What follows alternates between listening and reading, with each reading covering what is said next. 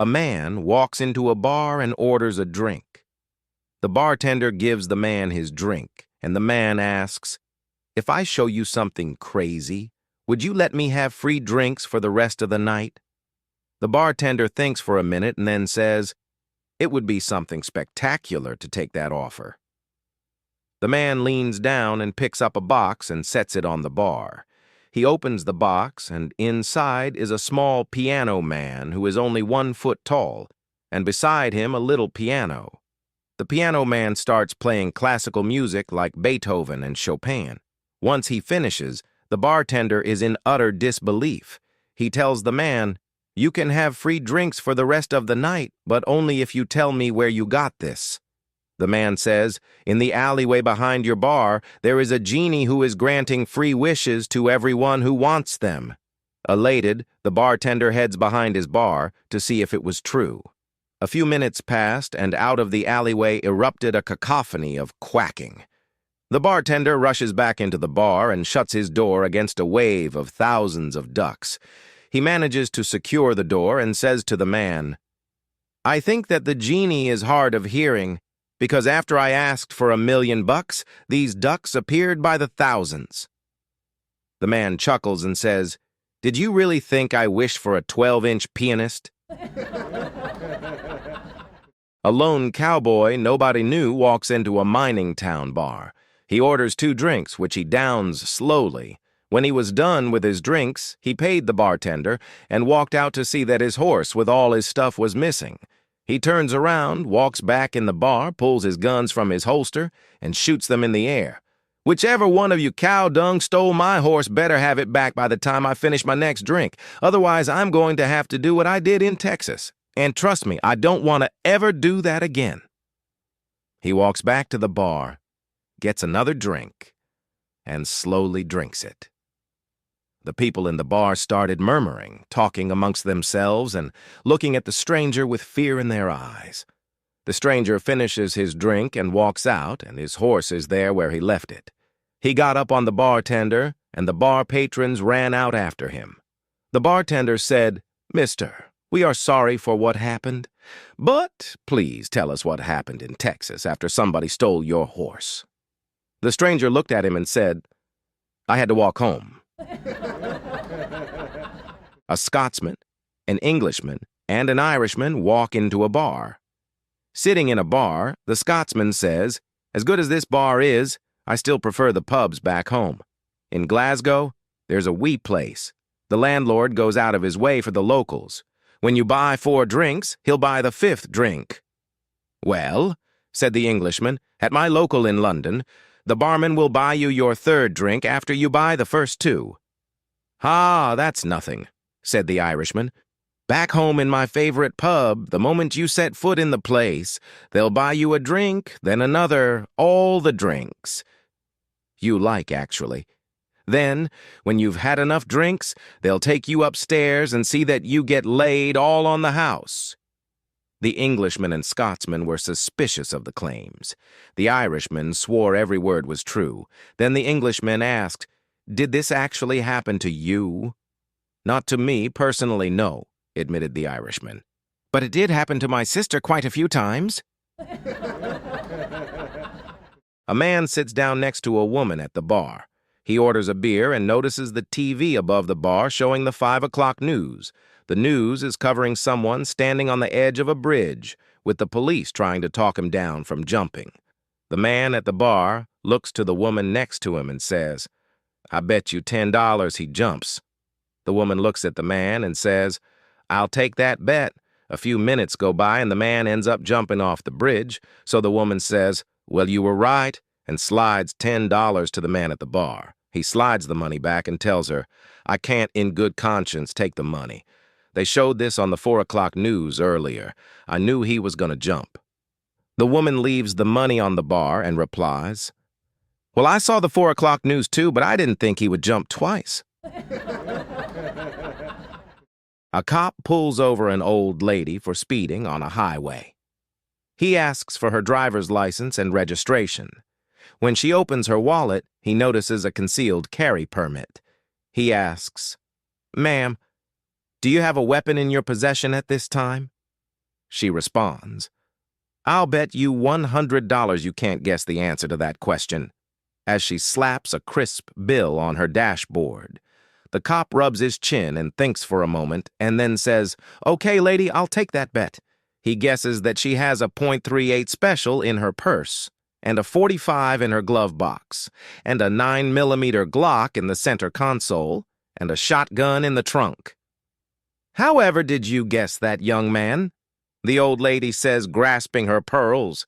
You see, ma'am, the cop said, snatching up the $100 bill, this is Reddit. After I read about you on the third repost, I knew I'd find you soon enough. A blonde got caught in a blizzard. It was snowing heavily and blowing to the point that visibility was almost zero when the little blonde got off work.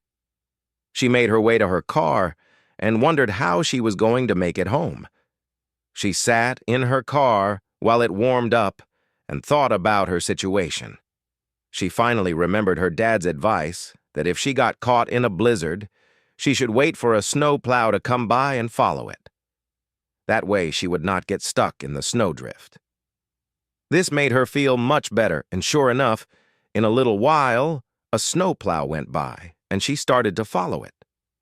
As she followed the snowplow, she was feeling very smug as they continued, and she was not having any problem with the blizzard conditions. After quite some time had passed, she was somewhat surprised when the snowplow stopped, and the driver got out and came back to her car and signaled for her to roll down her window. The snowplow driver wanted to know if she was all right, as she had been following him for a long time. She said that she was fine and told him of her dad's advice to follow a snowplow when caught in a blizzard. The driver replied that it was okay with him, and she could continue following if she wanted, but he was done with the Walmart parking lot and was going over to the Kmart next. A woman invites her lover over while her husband is out of the house. The lover comes over and they have their fun, but before they finish, they hear someone coming up the stairs. Oh no, the wife says, it's my husband. Quick, find somewhere to hide until I can get you home safely. She runs into the connected bathroom and turns on the shower. The lover manages to get his underwear on before noticing that the husband is about to enter. He sweeps the rest of his clothes under the bed and dives into the closet. The husband noticed some commotion going on as he entered the room, so he started checking around to see what was going on. When he opens the closet, he sees the lover there, rifling through some coats and mumbling to himself. Hello? The husband asks. What are you doing? The lover turns around nonchalantly and says, Oh, hello. You must be the man of the house. Your wife called me over to get rid of a moth infestation in your closet.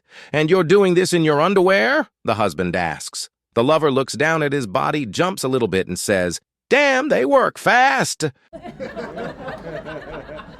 A police officer is sitting in his cruiser watching for speeding cars. He sees a car puttering along at 10 kilometers per hour and thinks, this car is almost as dangerous as a speeder, and pulls them over. As he walks up to the car, the little lady driving rolls down the window and asks, Is there something wrong, officer? Well, yes, says the cop. Why are you driving so slowly? I'm going the limit, says the little old lady, very confused. The sign back there says 10. You're mistaken, ma'am. That sign was to tell you that this is Route 10, and the limit here is 60. Oh my, says the woman, very embarrassed. I am so sorry. I will pay closer attention to the signs. At this point, the police officer notices the other passengers in the car, 3 more elderly women, all very pale and wide-eyed, clutching the armrests with white-knuckled hands. Ma'am, he asks, are your passengers all right? They look quite shaken. Oh, they'll be fine, dear, says the elderly woman. We just turned off of Route 250. A man is in his boat out on the lake with a bucket full of fish that he had just caught. A wildlife officer spots him and pulls his boat up alongside. Seeing the bucket of fish in the man's boat, The wildlife officer asks to see his fishing license. The man tells the officer that he doesn't need a fishing license.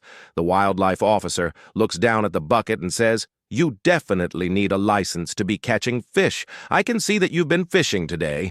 You have live fish right there." The man says, "Oh no, those are my pet fish. I just brought them out here for the day to enjoy the lake." "Pet fish?" replied the wildlife officer. "Oh, absolutely. I let them out of the bucket and they swim around and play, but when I whistle, they all jump right back in." They are very well trained. The wildlife officer scratches his chin, then says, "I've never heard such a, well, I've got to see this." The man dumps the bucket of fish into the lake, then calmly turns and looks at the wildlife officer. The wildlife officer says, "Well, call them back." The man says, "Call who back?" The wildlife officer says, "Your pet fish." "What fish?" replied the man. At the wedding rehearsal, the groom pulls the pastor aside and makes a bold offer. "Here's $100, he whispers. "When we get to the vows, skip the part where I have to love, honor, and obey, or promise to be faithful forever. Just leave that out, all right?" The pastor nods and pockets the cash, and the groom walks away feeling pretty clever. Fast forward to the big day. The church is full. The bride is glowing. The groom stands proudly at the altar. Then the pastor turns to him and says, "Do you promise to prostrate yourself before her, obey her every command, serve her breakfast in bed every day morning, and swear, before God and this entire room, that you will never so much as glance at another woman for as long as you both shall live?" The groom's eyes go wide. He swallows hard. "Ah, yes," he squeaks. As they step aside, the groom leans in and hisses, "I thought we had a deal." The pastor slips a crisp $100 into his palm and whispers back, "She made me a better offer." Two women friends had gone out for a girls' night out and had been over-enthusiastic on the cocktails. Incredibly drunk and walking home, they suddenly realized they both needed to pee. They were very close to a graveyard, and one of them suggested they do their business behind a headstone or something. The first woman had nothing to wipe with, so she took off her panties, used them, and threw them away. Her friend, however, was wearing an expensive underwear set and didn't want to ruin hers, but was lucky enough to salvage a large ribbon from a wreath that was on a grave and proceeded to wipe herself with it. After finishing, they made their way home. The next day, the first woman's husband phones the other husband and says, "These girls' nights out have got to stop. My wife came home last night without her panties." "That's nothing," said the other. "Mine came back with a sympathy card stuck between the cheeks of her backside that said, 'From all of us at the fire station, we'll never forget you.'" A despondent young woman who had lost her job and her house had decided to commit suicide.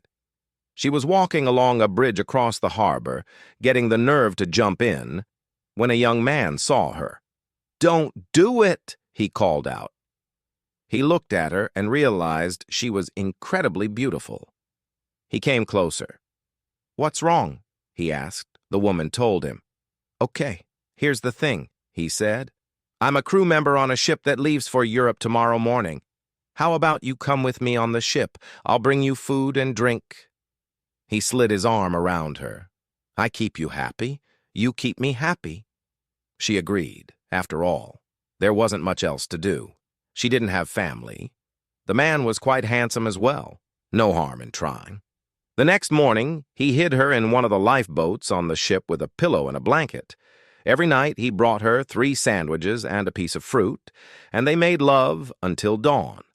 One day, about a week after the affair started, the captain was doing his rounds and found her inside one of the lifeboats. "What the hell are you doing here?" She explained what was going on. "I get food and a trip to Europe, and he gets to screw me." "He sure does, sweetheart." "This is the Sydney Harbor Ferry." Two men are walking their dogs, a Doberman and a Chihuahua, when they see a restaurant. They're pretty hungry, so they decide to head in for a bite to eat. Unfortunately, they see a sign out front that says, "No dogs allowed." The man with the Doberman says, "I know what to do, just follow my lead." He throws on a pair of sunglasses and walks in. The waiter tells him, "I'm sorry, sir, we don't allow dogs here." The man says, "Oh, you don't understand. I'm blind, and this is my guide dog." "A Doberman for a guide dog?" the waiter asks, skeptical. "Yes," the man replies. "Dobermans are very loyal. They're easy to train and protective, too. They're born for the job." The waiter sighs and leads the man to a table. The second man, excited by this idea, throws on his sunglasses and walks in. The waiter tells him, "I'm sorry, sir, we don't allow dogs here." The man says, "Oh, you don't understand. I'm blind, and this is my guide dog." "A Chihuahua for a guide dog?" the waiter asks. "A Chihuahua?" the man asks. "They gave me a Chihuahua." Two fellas are walking in the woods one day when they come upon a gigantic hole, so big and deep that they can't see the bottom of it. Naturally, their curiosity gets the best of them, and they start looking for things to throw in the hole.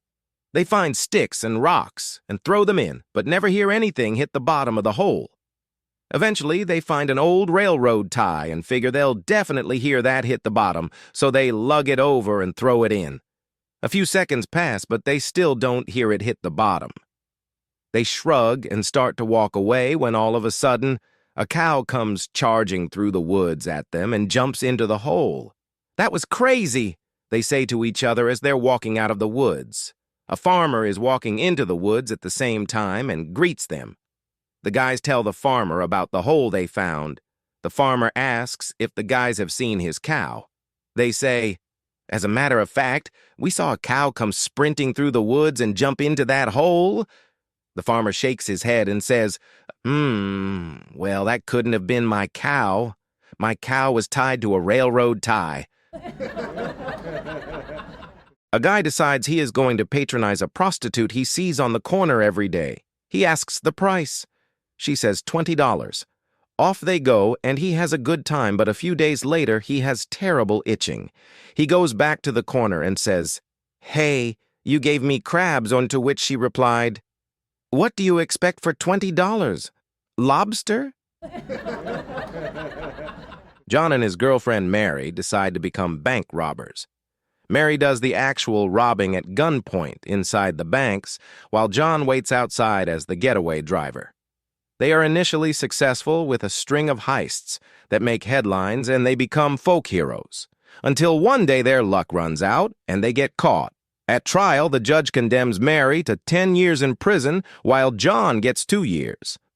However, once they get to their respective prisons, they discover that due to a clerical error, John will be serving 10 years and Mary only 2. Despite her insistence, John convinces Mary to keep quiet about it. After 2 years, Mary gets out and she continues to visit John faithfully every month, and they exchange letters and phone calls regularly for the remainder of his 10 years. Finally, after he does his time, John gets out and is joyfully reunited with Mary. They get married and move to a different state and start anew, leaving their life of crime behind. They raise a family with children and grandchildren and eventually reach old age after having lived a happy marriage. At their 50th wedding anniversary party, the entire family and friends are gathered. A great celebration is had with many laughs and stories, recounting their life together. The conversation turns to the secrets to a happy marriage. One of the guests asks Mary why she decided to stick with John while he was in prison, despite all of the hardships. Mary answers, "Well, you know you have found the one when you finish each other's sentences." A blonde walks into a bank in New York City and asks for the loan officer. She says she's going to Europe on business for 2 weeks and needs to borrow $5,000. The bank officer says the bank will need some kind of security for the loan, so the blonde hands over the keys to a new Rolls-Royce. The car is parked on the street in front of the bank. She has the title and everything checks out. The bank agrees to accept the car as collateral for the loan. The bank's president and its officers all enjoy a good laugh at the blonde for using a $250,000 Rolls as collateral against a $5,000 loan. An employee of the bank then drives the Rolls into the bank's underground garage and parks it there. 2 weeks later, the blonde returns and repays the $5,000 and the interest, which comes to $15.41. The loan officer says, "Miss, we are very happy to have had your business, and this transaction has worked out very nicely, but we are a little puzzled. We checked you out and found that you are a multi-millionaire. What puzzles us is, why would you bother to borrow $5,000?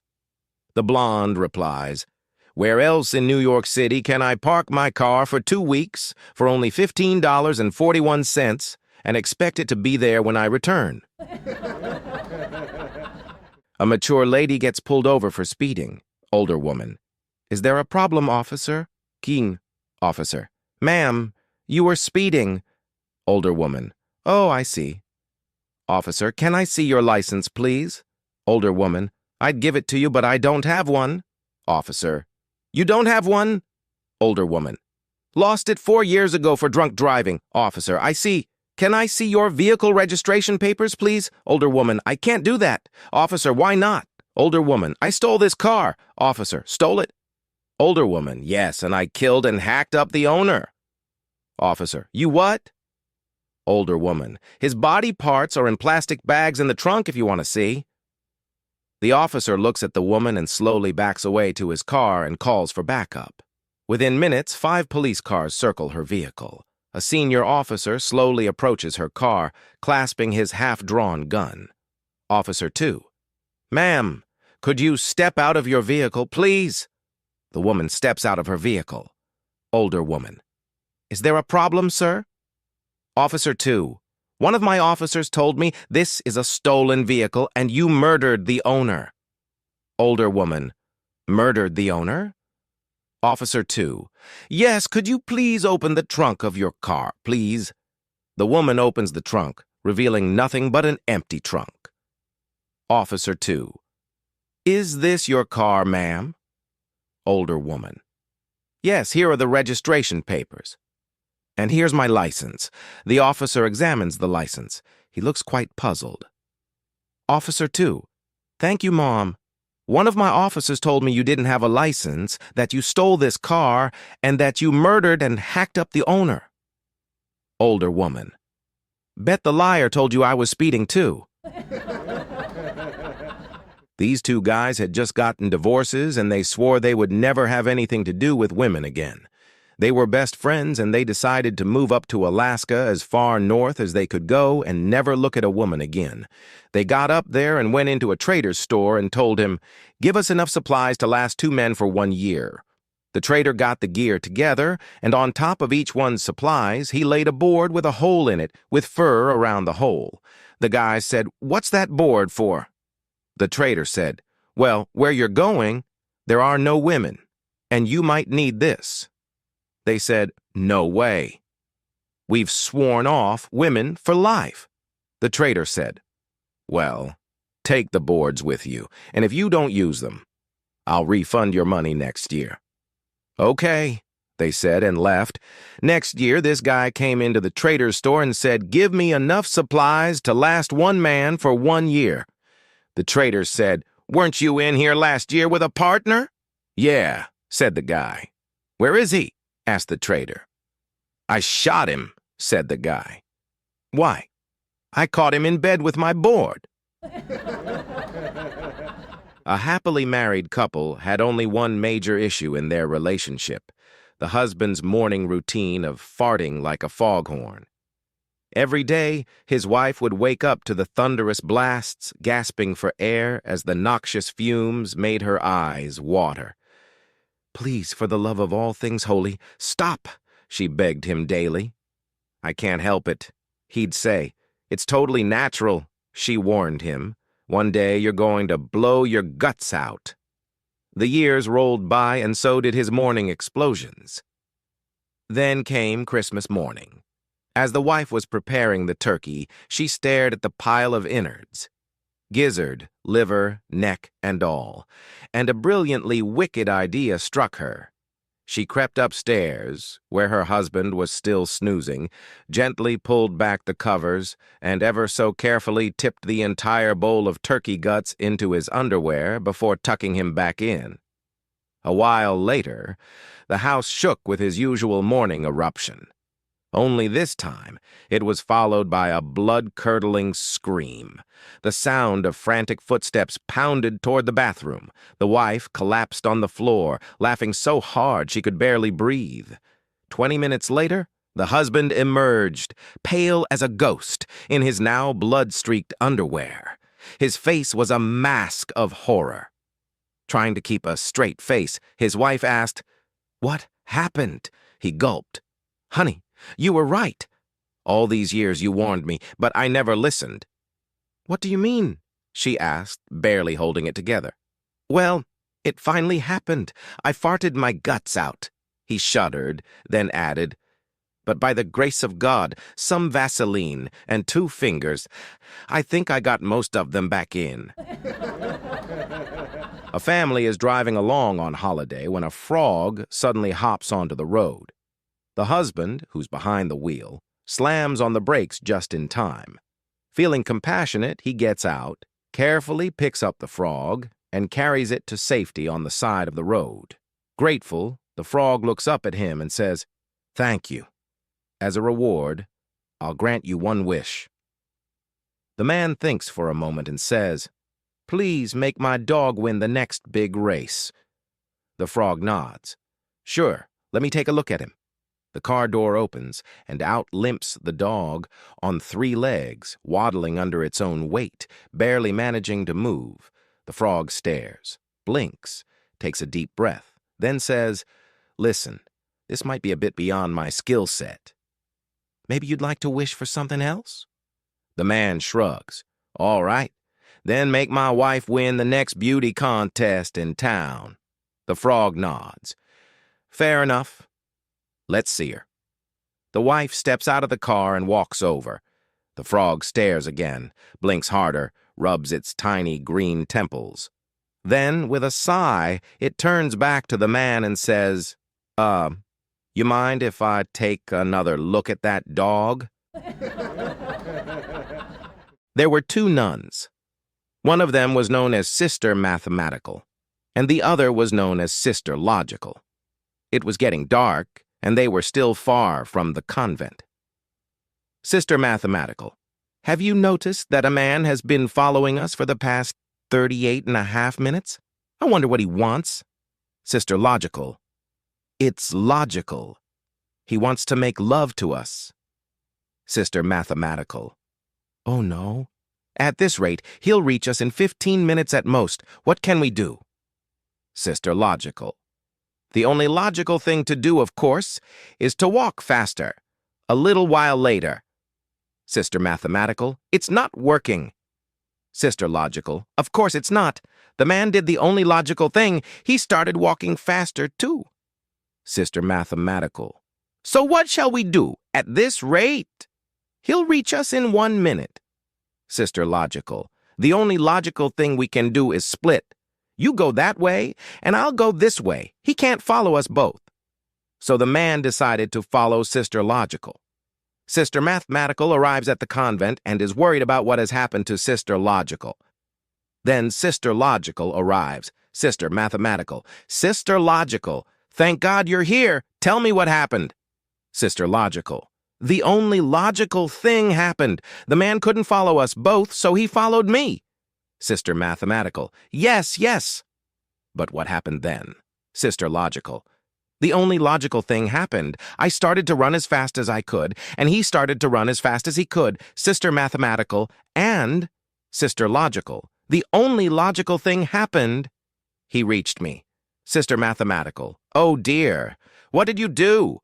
Sister Logical, "The only logical thing to do." "I lifted my dress." Sister Mathematical, Oh, sister, what did the man do? Sister logical. The only logical thing? He pulled down his pants. Sister mathematical. Oh, no. What happened then? Sister logical. Isn't it logical, sister? A nun with her dress up can run faster than a man with his pants down.